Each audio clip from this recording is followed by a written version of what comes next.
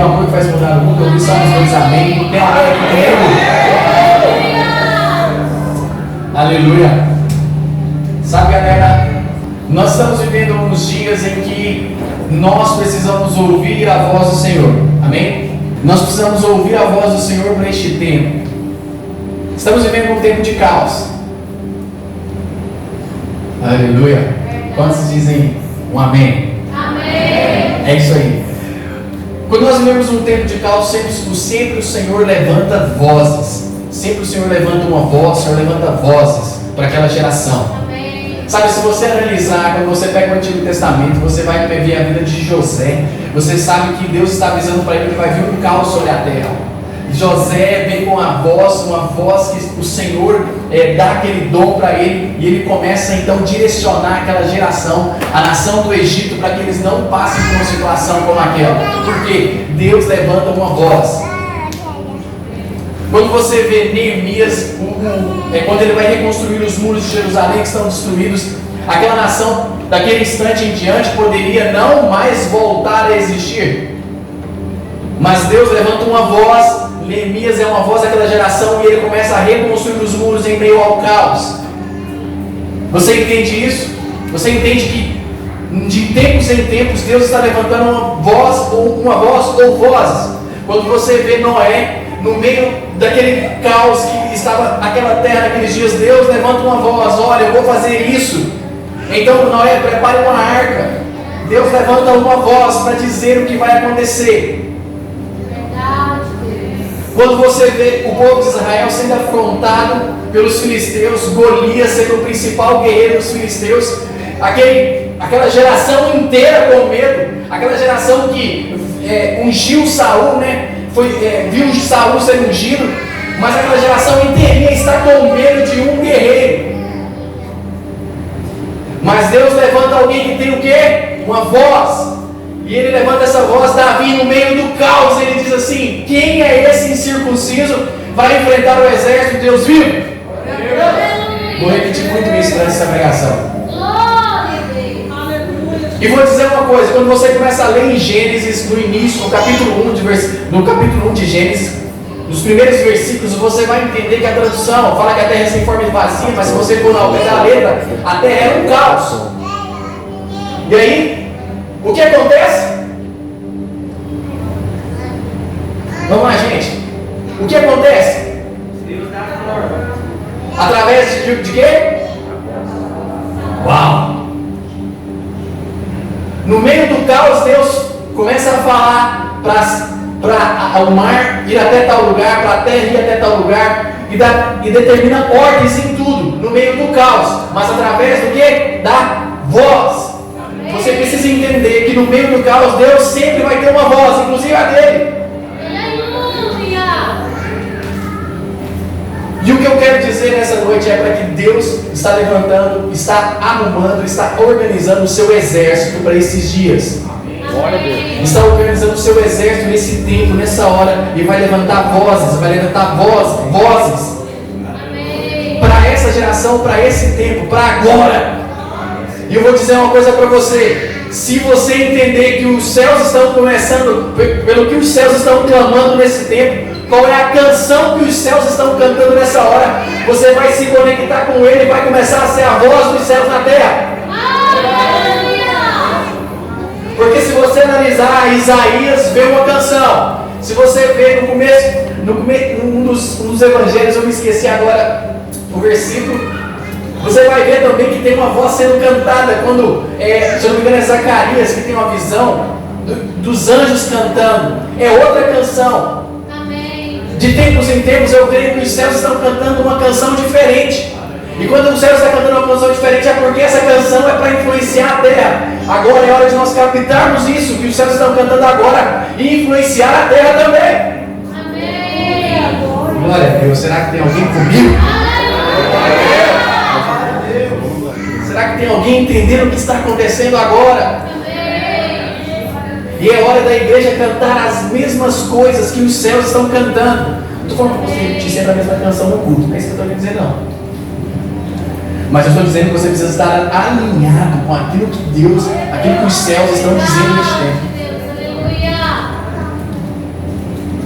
Quando nós temos um corpo, uma igreja alinhada com aquilo que os céus estão dizendo, com aquilo que os céus estão cantando, nós começamos a vir uma igreja, um exército que está se levantando, ele se levanta com ousadia e autoridade e não tem medo. Mas primeiramente o Senhor precisa curar o seu exército. Primeiramente o Senhor precisa curar a sua igreja. E o Senhor nessa noite vai te desafiar a sair do seu lugar de dor para vir para um lugar de cura. Eu não sei qual é a dor que você passou na sua vida. Eu não sei qual foi o sofrimento que você passou, mas te digo, a terra do seu gigante, como diz alguns ministros que a gente acompanha, é a terra do seu propósito. Não sei quais as coisas que vão acontecer na sua vida. Se você teve problema com paternidade, se você já foi casado e teve um problema no seu relacionamento, se você teve um problema com a mãe, se você cresceu com um espírito de orfandade, se você cresceu com outras coisas inúmeras, talvez uma baixa autoestima, muitas coisas você pode ter crescido durante a sua vida e esses são os seus gigantes para você enfrentar. E a terra do seu gigante vai ser a terra onde você vai prosperar.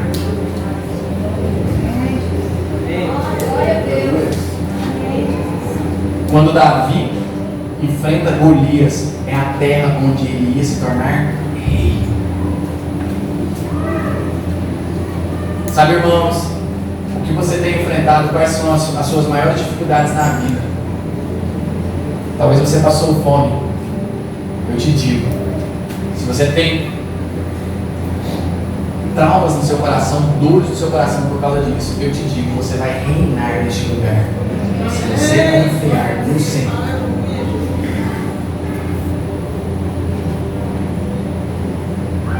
Muitas pessoas, isso é ainda mais que mulheres, né? Mulheres geralmente, principalmente se na fase da infância teve algum problema com roupa, com calçado, começa a comprar demais, né? Tem mulher que já compra por natureza mesmo, mas tem umas que realmente é por causa que teve um problema na infância e não consegue se controlar. Eu te digo, Deus vai te fazer reinar neste lugar. Você vai providenciar sapatos e sandálias para aqueles que não têm. Amém? Amém? Chegou a hora de você ser provedor e não mais passar pela necessidade. E eu te digo, ser provedor quer dizer que você vive pela fé, você vive pela missão, você não vive pela necessidade. Enquanto muitos vivem pela necessidade, enquanto nós como igreja frequentemente vivemos pela necessidade. E eu não estou falando que é fácil. Não falando que é fácil viver com fé e sempre confiar, porque leva um tempo até a gente chegar no nível onde nós podemos confiar totalmente no Senhor. Mas realmente, muitos de nós, o corpo de Cristo, vive pela necessidade. E eu vou ser ousado em dizer aqui, vou lançar uma bomba no seu coração e vou deixar Deus trabalhar. Porque muitas vezes nós como igreja, nós líderes, como pastores, precisamos pagar aluguéis de igreja e ficamos lá naquela onda, poxa, traz o dízimo e as ofertas. Amém, irmãos, oferta, dizime, quanto vocês puderem. Mas muitas vezes vemos isso porque não confiamos totalmente no Senhor, vivemos pela necessidade, não pela fé de que Deus vai prover todas as coisas. Mano, a obra sempre será do Senhor, nunca será sua. Eu não tenho que me preocupar com aquilo que há de vir. Eu não tenho que me preocupar com as coisas que eu vou necessitar na minha caminhada com Jesus. Eu não tenho que me preocupar com as coisas que eu vou necessitar na minha missão. Porque todas as missões que você vai ter na sua vida, a missão que você vai ter na sua vida, você vai precisar da mão do Senhor. Você vai precisar de que Deus comece a abrir portas onde não tem portas. Mas isso depende só do Senhor. Não é com você, não é comigo. Até Davi se tornar rei, ele passa 40 anos vivendo simplesmente pela palavra do Senhor. Cara, literalmente, ele passa 40 anos esperando por uma promessa que foi dita a ele há 40 anos atrás. Preste bem atenção, você precisa permanecer com essa palavra no seu coração e não soltá-la. Que palavras, Silas? As palavras que foram ditas a você durante a sua caminhada. Ah, Silas, eu não recebi nenhuma até hoje, nenhuma palavra para a minha vida daquilo que o Senhor quer que eu faça. Eu não recebi nenhuma ainda. Já quero liberar uma palavra sobre a sua vida.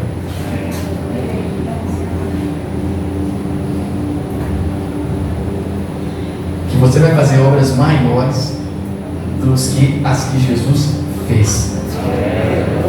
Uau! Amém? Amém? Amém? Amém?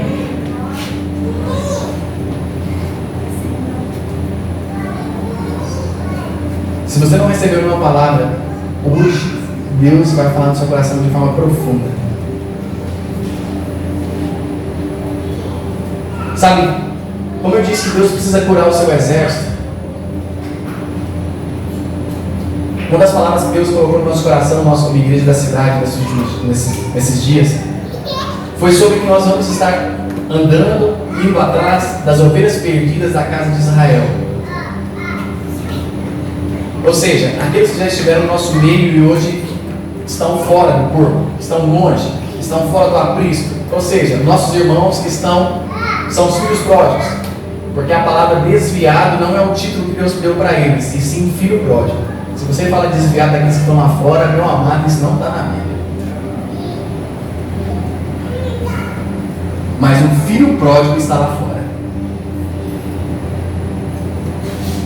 Então, Deus colocou no nosso coração que nós precisamos correr atrás das ovelhas perdidas da casa de Israel, para que elas sejam curadas para este tempo. E que elas sejam curadas para que voltem a estar na missão que Deus comissionou para eles. E eu sei que muitos do corpo de Cristo, mesmo estando dentro da igreja, ainda estão machucadas, estão feridas e ainda estão com muitas cicatrizes que não foram curadas. E é este o tempo que o Senhor está fazendo, curar essas pessoas. Como eu disse, você precisa ser uma voz. Se você está ouvindo aquilo que Deus está falando, você é uma voz. Então vamos entender o que eu quero dizer agora. 1 Samuel, capítulo 22, diz assim: Davi retirou-se dali e se refugiou na caverna de Adulão. Quando ouviram isso, seus irmãos e toda a casa de seu pai desceram ali para ter com ele. Ajuntaram-se a ele todos os homens que se achavam em aperto, e todo homem endividado, e todos os amargurados de espírito. E ele se fez chefe deles, e eram com eles uns 400 homens. Como que esses homens eram? E como que eles eram? Amargurados, endividados. Eles precisavam de quê? De uma voz que pudesse guiá-los. Eles precisavam de alguém que comece. Só alguém com unção, um homem com unção, dá propósito para outros viverem. Só alguém com unção pode dar propósito para outros viverem. Você só pode dar propósito para aqueles que estão dessa forma, que estão precisando de cura. Você só pode ser uma voz para eles se vocês estiverem com a unção do Senhor. Aí sim você vai dar propósito para eles.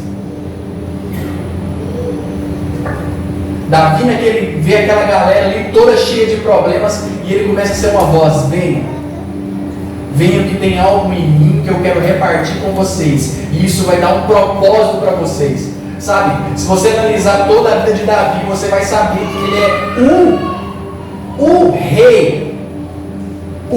Sabe, Jesus é dito como o filho de Davi. Então ele é o rei, cara, de Israel.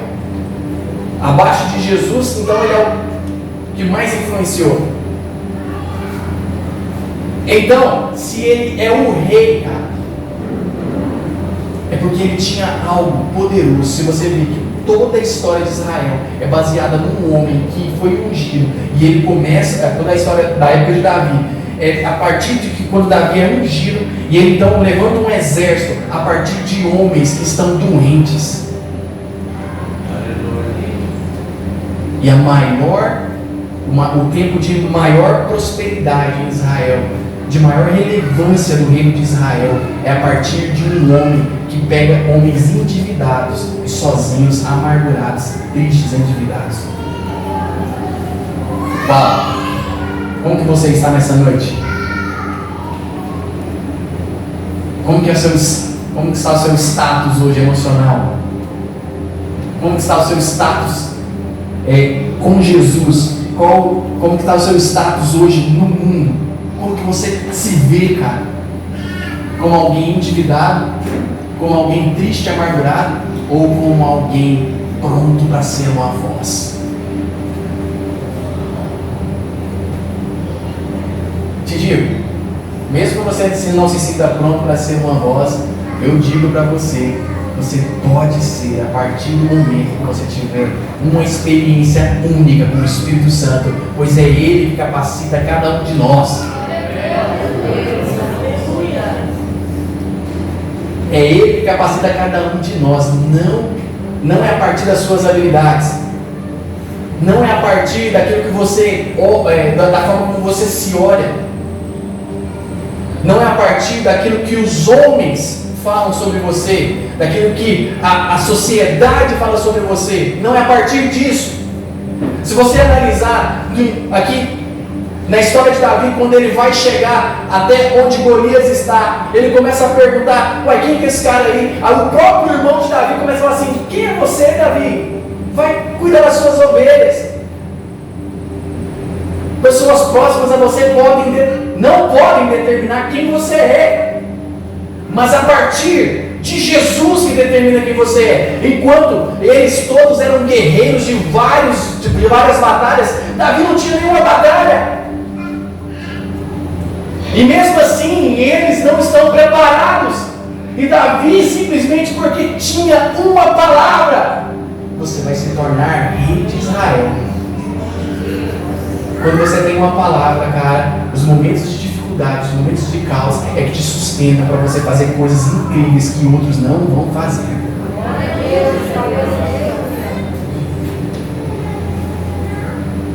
Quando você tem uma palavra, sabe? Eu recebi algumas palavras na minha vida e por causa disso faço essas loucuras. A gente já fez algumas loucuras. A gente já levou uma equipe para fazer missões lá em Goianira, cidade perto de Goiânia. O pessoal temos aqui, né? O Guilherme está ali. O Guilherme pregou. Guilherme, levanta a mão aí, por favor. O Guilherme pregou dentro de ônibus lá em Goianira. A gente foi para a porta do hospital, ficar orando pelas pessoas, porque as pessoas estavam enfermas. Então, são pequenas coisas assim que a gente acredita fielmente que Deus nos deu uma palavra e nós vamos fazer deste tempo um tempo onde nós vamos espalhar aquilo que Deus colocou no nosso coração. Nós queremos ocupar a cidade de Anápolis. Nós queremos ocupar cada detalhe da cidade de Anápolis. Eu estou dizendo cada detalhe. Nós queremos ver a política sendo transformada. Nós queremos ver a educação sendo tocada. Esse tempo atrás, antes da pandemia, nós temos uma equipe, nós temos uma equipe ainda que ia para os colégios na região da Jaiara. E nós começamos a ministrar muitas palavras na vida daqueles adolescentes, onde eles começaram a compartilhar conosco muitas coisas que aconteceram na vida deles. Talvez aqui no nosso meio pode ter pessoas assim. Se você está assim, eu até quero orar por você no final. Mas eu me lembro de uma jovem, de uma adolescente falando pra gente que tinha sido sofrido abuso sexual do tio. Sabe? Essas são as histórias que a gente vai encontrar. Talvez você que está indo no ensino médio, no ensino fundamental, na faculdade, vai ouvir histórias desse jeito, cara. Do seu lado. E você precisa ser uma voz de cura. Nós estamos ouvindo isso direto. Quando a gente vai lá para a região lá do Jandai, que nós estamos fazendo evangelismo naquele colégio, a maioria das crianças de lá, boa parte das crianças de lá, ou o pai traficante, saiu fugido de casa, mora com os avós, a mãe também é jurada de morte. É só isso que a gente encontra. Mas o problema nosso ainda como igreja, é que nós ainda estamos dormindo na luz. Dormimos na luz. Mas o Senhor quer que nós sejamos vozes para curar essas pessoas.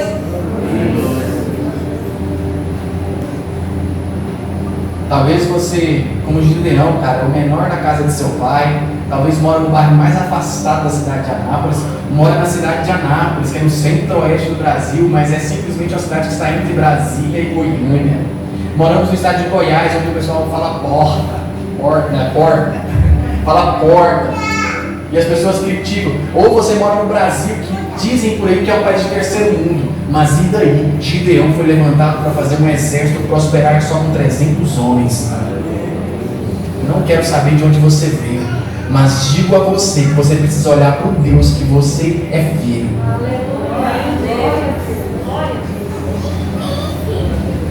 Você precisa urgentemente olhar para o Deus que você é filho. E o principal problema hoje da igreja, como eu digo, é a falta de paternidade. Porque muitos estão dentro do corpo, mas se sentem órfãos. Muitos não são o filho pródigo. Muitos são os filhos, o filho que ficou em casa. Muitos de nós somos o filho que ficou em casa.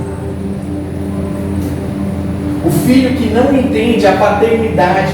O filho que não aproveita tudo aquilo que o pai tem. Eu não estou dizendo que é aproveitador, mas no sentido de que você usufrui de todo o amor do pai por você. E eu estou dizendo, você precisa de uma experiência com o pai para você ver toda a paternidade que ele tem sobre a sua vida.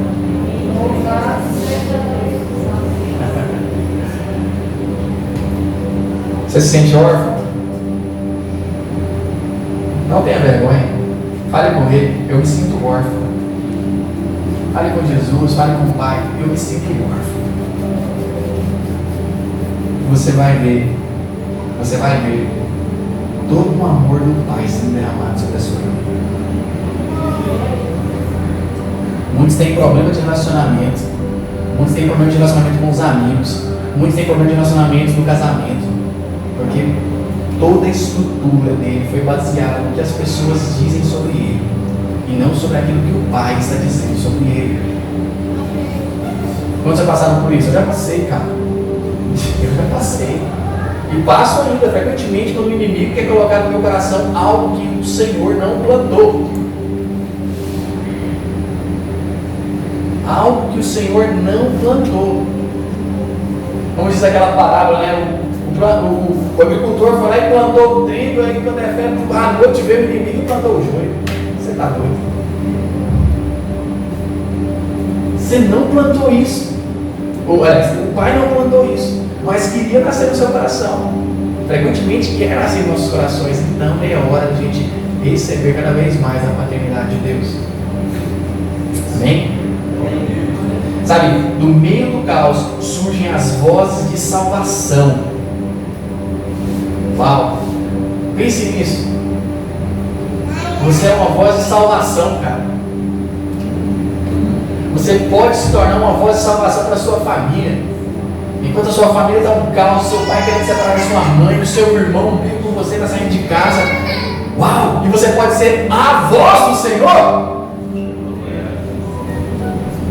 Jesus amado, você vai gritar, que você vai romper esse teto aqui, que vai chegar no céu, quando eu falar isso de novo. Você pode ser a voz de Deus para a sua família? Não. Eu quero ver uma igreja viva nessa noite. Você pode ser a voz de Deus para a sua família?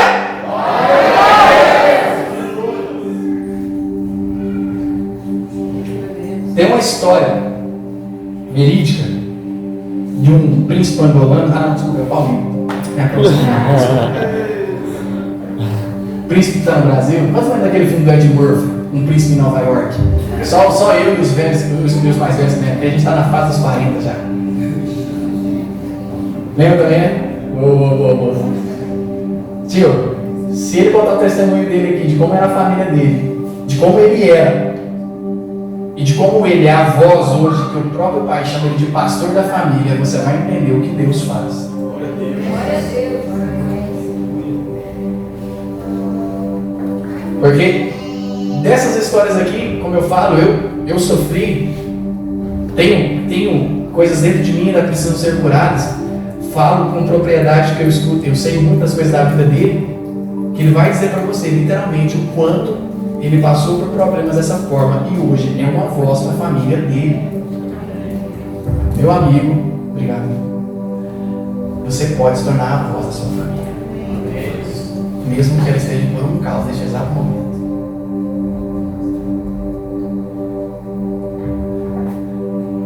Sabe, quando eu estava orando, eu tive uma visão, eu via como se fosse um menino, um mendigo, literalmente pedindo, né? Mendigando, pedindo esmolas. E o Pai colocava isso no meu coração como se fosse muitas vezes a igreja, como nós ainda continuamos a pedir as esmolas de Deus. Sendo que quando o filho pródigo chega daquela roupa, daquela forma, o pai, a primeira coisa que ele faz é assim: olha, troca a roupa dele, coloca um anel em seu dedo e vamos fazer uma festa.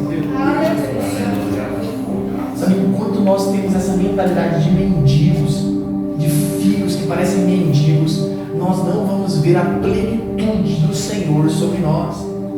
E eu te digo mais, que é interesse do Senhor te mostrar muito mais do que o seu, quem você é dele. É muito mais interesse dele, porque se fosse interesse nosso, não sei se a gente chegaria lá, mas como é mais interesse dele, cara, ele mandou o seu próprio filho para mostrar, é muito mais meu interesse a aproximar a humanidade, ou vamos dizer particularmente o ciclano, o beltrano, o fulano de mim, do que dele próprio, porque eu mandei o meu próprio filho para ele entender que a partir de mim é que começa o amor. Porque na palavra de Deus diz assim, que Deus nos amou primeiro. Que a partir dele, não é a partir de você. O amor que você sente por ele é uma resposta do amor que ele derramou sobre você. Não é a partir de nós. Então, galera, a gente se sente órfão na casa do Pai. Nos sentimos órfãos, mendigando dia após dia.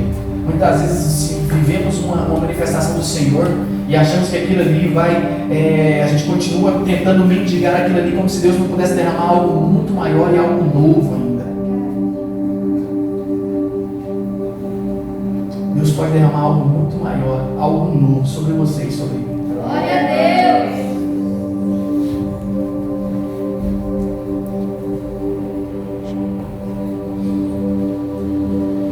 Sabe, Deus está curando o seu exército. E um homem cheio do Espírito Santo não tem medo de seus gigantes. Quando Paulo escreve uma das cartas para Timóteo, ele fala assim: olha, Timóteo, Deus não nos tem dado espírito de covardia, mas tem dado espírito de ousadia. Porque o Senhor é que faz grandes coisas através de nós. Deus não está dando para a igreja um espírito de medo, mas quer dar para a igreja um espírito de ousadia. Deus quer fazer isso no seu exército. Homens como Davi entendem coisas profundas. E eu quero que vocês entendam o que eu vou dizer agora através dos versículos que diz em 1 Samuel, no capítulo 17, no versículo 25. Diz assim: e diziam uns aos outros: viste aquele homem que subiu, pois subiu para afrontar a Israel? A quem o matar, o rei o cumulará de grandes riquezas, ele dará por mulher a filha, e a casa de seu pai isentará de impostos em Israel. Preste bem atenção, o que ele estava dizendo era: pois subiu para afrontar a Israel. Preste bem atenção na concepção desses homens. Onde estava a mentalidade deles? Enquanto a mentalidade de Davi estava em outro lugar. Então falou Davi aos homens que estavam consigo, dizendo: que farão aquele homem que ferir a este filisteu, que tirará afronta sobre Israel? Davi pensa da mesma forma que um homem neste momento. Mas depois o homem celestial toma conta dele. Quem é, pois, esse incircunciso filisteu para afrontar os exércitos do Deus vivo? Preste bem atenção. Enquanto alguns homens estavam preocupados de forma terrena, que eles estavam afrontando Israel, Davi entende que eles não estavam afrontando o reino de Israel, mas eles estavam afrontando o Deus vivo. Ou seja, ele está afrontando por aquilo que eu vivo. Porque os homens entendiam que eles viviam simplesmente por Israel. Davi está entendendo que ele não vive somente por Israel. Eu vivo pelo Deus vivo, ou seja, aquele que eu prego, aquele que eles estão afrontando. Ele entende dessa forma. Sabe qual é o nosso problema hoje? O problema da igreja, de uma forma geral, é que nós continuamos a defender as nossas placas de igreja e não estamos entendendo que é sobre o Deus vivo.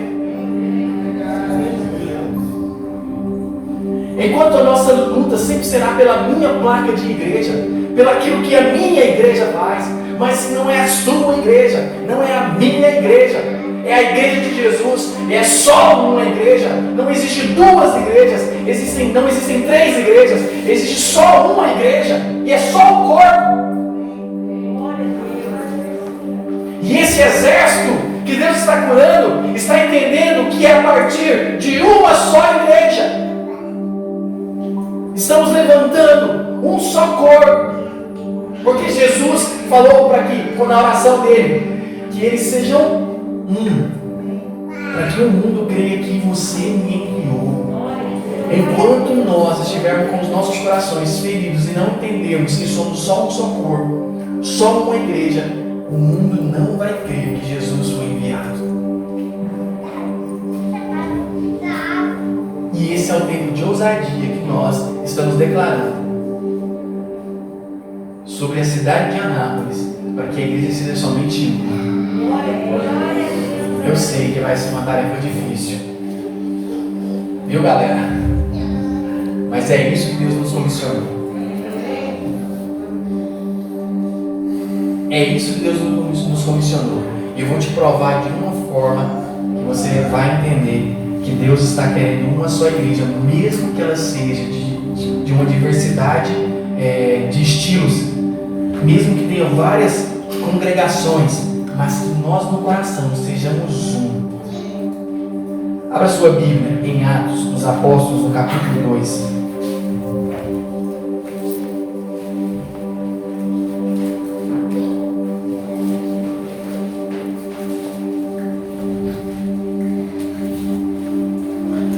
Atos dos Apóstolos, no capítulo 2, você expressa a descida do Espírito Santo. E que descida do Espírito Santo gloriosa, onde ele prepara a igreja para algo. Sabe, eu quero abrir um parênteses na pregação, e eu quero te trazer algo do que Deus colocou no meu coração. Deus nunca manifesta algo em você se não tiver um objetivo. Deus nunca manifesta de uma forma em você, no seu corpo físico, se não tiver um objetivo. Enquanto eles aqui começaram a falar em várias línguas de várias nações, eu entendo que depois disso eles foram espalhados por toda a terra. O que o Espírito Santo estava dizendo? Aquilo que Jesus disse nos últimos dias, que vocês vão fazer discípulos de todas as nações, batizando-os em nome do Pai, do Filho e do Espírito Santo. Depois que eles recebem o batismo do Espírito Santo, eles vão por toda a terra. O Espírito Santo não manifesta na sua vida se não tiver um objetivo. Não tem uma manifestação específica se não tiver uma revelação em cima dela. O Espírito Santo manifestou dessa forma aqui. E ele queria fazer o quê? Eu quero que vocês entendam que cada um está falando uma língua diferente para vocês irem para todos os confins, até os confins da terra. Em todas as nações. Não tem manifestação de Deus sem um objetivo. Deus não coloca uma candeia debaixo da cama para escondê-la. Deus coloca ela no alto da casa para que todos vejam. Não se pode esconder uma cidade edificada no alto do monte. Ela é colocada no alto para que todos vejam. Então, se Deus manifesta em você, o objetivo dele nunca vai ser para que você receba algo, sinta algo bacana para você mesmo. Sempre vai ter um objetivo. O Espírito Santo nunca te enche para que você fique só para você. Quando Davi diz que o cara se transborda, quer dizer que isso vai afetar outras pessoas. Se o seu cálice não transborda, quer dizer que você não está afetando ninguém. O seu cálice precisa transbordar, o meu cálice precisa transbordar. Vamos lá, no capítulo 2, vamos lá. Ao cumprir-se o dia de Pentecostes, estavam todos reunidos no mesmo lugar. De repente veio do céu um som como de um vento impetuoso e encheu toda a casa onde estavam assentados. E apareceram distribuídas entre eles línguas como de fogo, e pousou uma sobre cada um deles. Preste bem. Amém. Mas diz no versículo 4, diz assim: todos ficaram cheios do Espírito Santo e passaram a falar em outras. Quantas línguas? Várias. Mas quantas vozes que se ouviu naquele lugar? Podemos ter várias pregações, mas só uma voz deve ser ouvida através da igreja. Você entende isso? Várias pessoas foram batizadas, mas quando se ouviu aquela voz, enquanto todo mundo falava um língua diferente, as pessoas que passaram lá começaram a ouvir só uma voz. Isso é incrível. E isso deve ser o formato do corpo de Cristo. Isso deve ser o formato. Eu estou em outro lugar, não congrego aqui, mas sou amigaço do pastor Wendel. Viemos aqui às sextas-feiras para estar com os irmãos orando aqui. Às sextas-feiras, por volta das 9 horas, estamos aqui. Quer dizer que estamos unidos. Quer dizer que estamos juntos. Estamos sendo levantados e ajustados por Jesus, para que nesse tempo esse exército levante seja organizado conforme o exército de Joel. Que esse exército é alinhado. Nenhum passa na frente, nenhum está cambaleando no outro, nenhum cai para a direita nem para a esquerda. O exército de Joel, ele é organizado. E precisamos levantar esse exército. E Deus está se movendo para isso. Deus está se movendo nesse tempo, levantando a igreja para esse tempo de caos, mas que essa igreja seja uma só igreja. E essa igreja tenha uma só voz, que é a voz do Espírito Santo guiando esse exército. Glória a Deus. Uau! A obra de Jesus é incrível, cara. Pensa. Começamos lá em Davi, já estamos em Atos dos Apóstolos, e Deus está fazendo algo incrível no nosso tempo. Quantos querem fazer parte desse exército?